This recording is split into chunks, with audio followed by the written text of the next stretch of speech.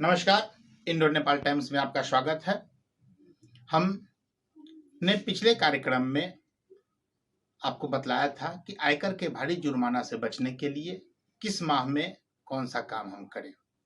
उसी के अंतर्गत उस कार्य को आगे बढ़ाते हुए हम आज के कार्यक्रम में बात करेंगे माह अगस्त की।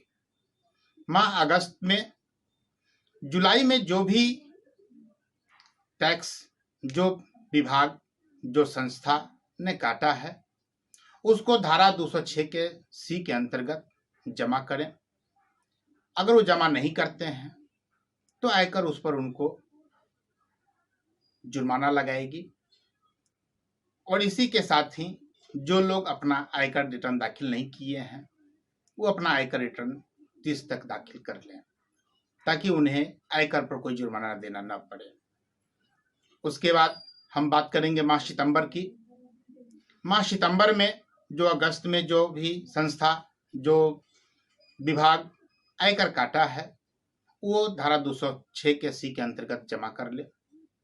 और माह सितंबर में जो व्यापारीगण जो लोग जिनका आयकर ऑडिट के दायरे में आता है, जिन्होंने अपने अपने आय की गणना को ऑडिट करवा लिया है, अगर नहीं करवाए हैं तो जल्द से जल्द ऑडिट करवा करके अपने सीए महोदय से कह करके उसको 30 सितंबर तक ऑडिट के साथ अपना आयकर जमा करने की कृपा करें। इसी के साथ आगे बढ़ते हुए हम बात करेंगे माह अक्टूबर की। अक्टूबर में पुनः जो भी सितंबर में जो विभाग जो संस्था ने टैक्स काटा है उसको धारा 206 के सी के अंतर्गत वो जमा करे जिससे उसको जुर्माना लग सके।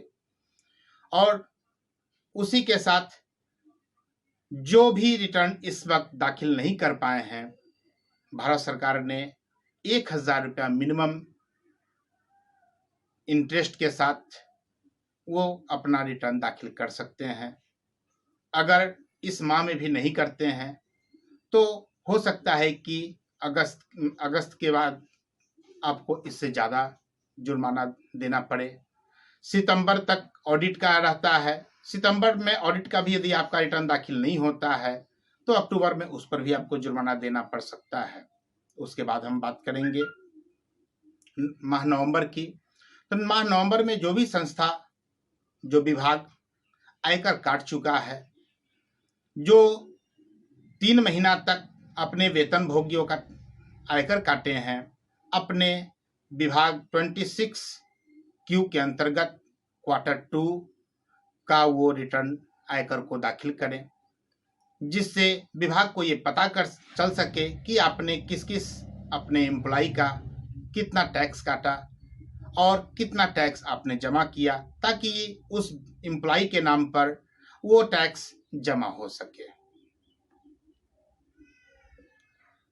इसी के साथ अब बारी है समस्या और उसके समाधान की, जिसमें मुजफ्फरपुर के ब्रह्मपुरा से अभिषेक जी ने अपना प्रश्न जिज्ञासा जाहिर किया है कि वित्तीय वर्ष 2020-21 में हमारी 5 लाख तक की जो आय है उस पर कितना हमको आयकर देना पड़ेगा। अभिषेक जी, 5 लाख तक वित्तीय वर्ष 2020-21 में जो भी आय की गणना है, सरकार ने 2,50,000 रुपए तक की आय को छूट किया है।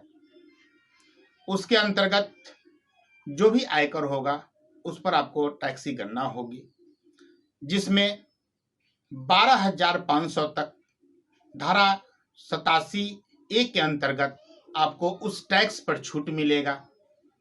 यानी कि यदि आप सीधे सीधे गणना कीजिएगा तो 5 लाख तक की आपकी जो भी आय होगी उस पर आपको नील रिटर्न जाएगा, उस पर आपको टैक्स 1 रुपया भी नहीं देना पड़ेगा। इसी के साथ